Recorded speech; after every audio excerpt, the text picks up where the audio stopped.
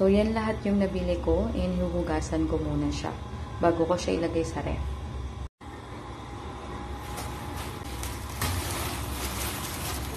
So, ano ba yung nabili ko for 414?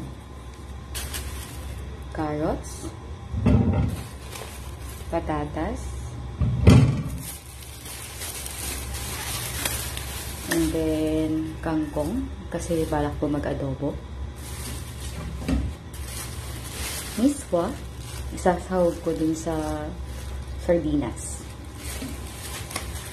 And then, bumili ako ng dilis, laurel, dahon ng laurel, chicharon, ibang sasahog ko sa munggo. And then, itong sayote, magigisang sayote ako. And then, ito, bell pepper para sa lulutuin ko na chicken curry tonight. And also, itong luya for chicken curry. And bumili ako ng 3 bawang, 2 tuyo. Actually, hindi ako makain ng tuyo, pero si Jaya, yung pinsan ko na nag-aalaga kay Lucas, kumakain siya nito. And then, itong Coco Mama para sa chicken curry. And then, bumili rin ako ng luya para to sa ginisang munggo na gagawin ko tomorrow. And then, meron akong kalamansi,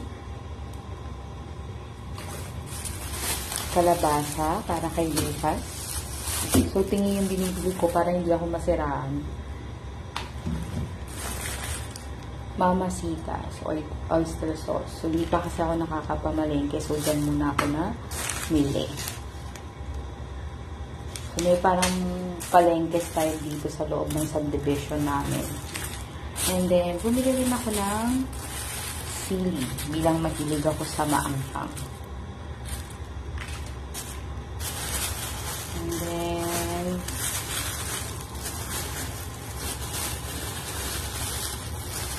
apat na sibuyas.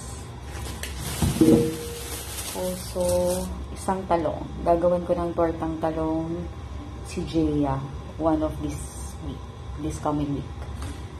And then, 3 kamatis, 4 cubes, yung munggo, kalamansi. So, last is yung pork. Bumili ako ng tingin ng pork para ipangsasahog ko sa mga gulay. So, next week, puro gulay yung lulutuin ko para tipid at healthy.